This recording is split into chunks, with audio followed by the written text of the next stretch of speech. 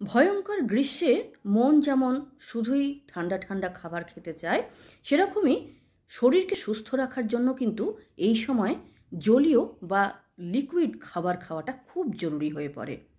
নমস্কার বন্ধুরা, চ্যানেলে আপনাদের সকলকে স্বাগত। চলুন আজ আমরা দু রকমের খুবই হেলদি এবং সুস্বাদু ফলের শরবত বানাতে শিখে নিই। ভিডিওটি যদি ভালো লাগে অবশ্যই লাইক করবেন, শেয়ার করবেন, আর এরকম উপযোগী ভিডিও আরও পেতে চাইলে চ্যানেলটিকে সাবস্ক্রাইব করে বেল বোতামটা অবশ্যই প্রেস করে রাখবেন, যাতে আমার সমস্ত ভিডিওগুলি আপলোড করা মাত্রই আপনার কাছে পৌঁছে যায়। তো সবথেকে প্রথমে আমরা তৈরি করব তরমুজের হেলদি শরবত। তার জন্য আমরা একটা তরমুজ নেব এবং সেই তরমুজটাকে টুকরো টুকরো করে কেটে নেব।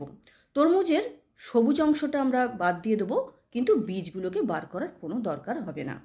তারপরে এই টুকরোগুলোকে আমরা একটা মিক্সির জারে ভরে বেশ করে মিক্সিটাকে ঘুরিয়ে নেব। আমাদের তরমুজের জুস তৈরি হয়ে গেছে, কিন্তু এর মধ্যে বীজ আছে এবং আনওয়ান্টেড আরও কিছু ঢেলা এসব রয়েছে, যেগুলোকে আমরা বাদ দিয়ে খুব সুন্দরভাবে ওর জুসটাকে বার করে নেব। তো এখানে দেখুন, তরমুজের পিওর জুস আমরা এখানে পেয়ে গেছি। এবার এটাতে আপনি যদি মনে করেন তাহলে চিনি বা গুড়, যেটা আপনি পছন্দ করেন সেটা মেশাতে পারেন, আর মেশাতে পারেন 2 পিঞ্চের মতো বিট লবণ। তা আমি এখানে চিনি বা গুড় কোনোটাই মেশালাম না, আমি শুধু মেশালাম 2 পিঞ্চের মতো বিট লবণ। তরমুজ এমনিতেই বেশ মিষ্টি হয়, আর বেশি মিষ্টি খেতে কিন্তু আমরা পছন্দ করি না, সেজন্য আমি এখানে চিনি বা গুড় মেশালাম না।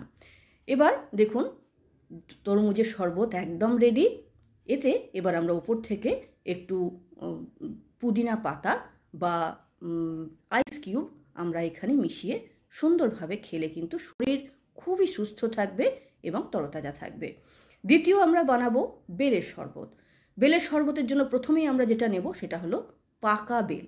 এখানে দেখুন, বেলটা দেখে নিশ্চয়ই বুঝতে পাচ্ছেন ভেতরটা আঠাতে ভর্তি। বেল একটা অত্যন্ত উপকারী ফল। বেলের শরবত করার জন্য আমরা বেলটাকে ফাটিয়ে প্রথমে এই ভেতরের কাঠটা বার করে নেব। দেখুন, এটা যেহেতু পাকা সেজন্য ভেতরটা আঠাতে ভর্তি। অবশ্যই বেলের শরবত করার জন্য পাকা বেল নেবেন। বেলের মধ্যে ভিটামিন সি তো প্রচুর পরিমাণে রয়েছে। তাছাড়াও এই ফলটা কোষ্ঠকাঠিন্য দূর করতে সাহায্য করে এবং হজম শক্তিও কিন্তু খুব বাড়ায়। গরমের সময় বেলের শরবত অবশ্যই খাবেন। তো বেলের ভেতর থেকে এই কাঠটাকে বার করে নেব ভালো করে।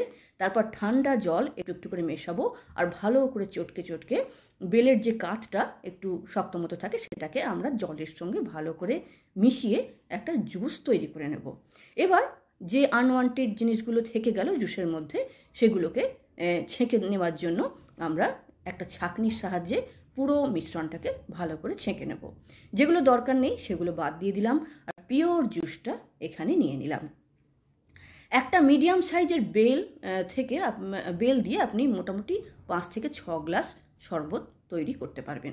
এখানেও সেই একই ব্যাপার, চিনি বা গুড় যেটা আপনি পছন্দ করেন সেটা মেশাবেন। আমরা চিনি খাই না, সেজন্য আমি এখানে প্রয়োজন মতো গুড় মিশিয়ে নিলাম, আর মেশালাম 2 পিঞ্চের মতো বিট লবণ বা ব্ল্যাক সল্ট। এবার খুব সুন্দরভাবে গুড় বা চিনি এবং সল্ট যেটা নিলাম ব্ল্যাক সল্ট, সেটা ভালো করে ওই জুসটার সঙ্গে মিশিয়ে নেব এবং তারপর প্রয়োজন মতো জল মিশিয়ে নেব। মানে যতটা শরবত আমি তৈরি করতে চাইছি ততটা ঠান্ডা জল আমি মিশিয়ে নিলাম। এবার আমার বেলের শরবত একেবারে রেডি। আমরা এখন এই বেলের শরবত সার্ভ করব। তো তার জন্য আমি গ্লাস নিয়ে নিয়েছি এবং গ্লাসে বেলের শরবত প্রথমে নিয়ে নেব।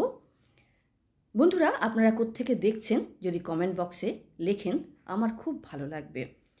আর এই বেলের শরবত আর তরমুজের শরবত খেয়ে কেমন লাগলো সেটা জানাতে যেন ভুলবেন না। বেলের শরবত আমার সার্ভ করা হয়ে গেছে। ওপর থেকে পুদিনা পাতা এবং আইস কিউব দিয়ে আমি পরিবেশন করব। তো এইভাবে যদি ঠান্ডা ঠান্ডা শরবত খান এই গ্রীষ্মের সময়, শরীর সুস্থ থাকবে, শরীর তরতাজা থাকবে এবং হাইড্রেট থাকবে। এই সময় শরীরকে হাইড্রেট রাখা কিন্তু খুব দরকার, আর শরীরকে হাইড্রেট রাখার জন্য এই ধরনের শরবতগুলো অবশ্যই বানিয়ে খাবেন। তো যাই হোক, ভিডিওটি কেমন লাগলো অবশ্যই জানাবেন। নমস্কার।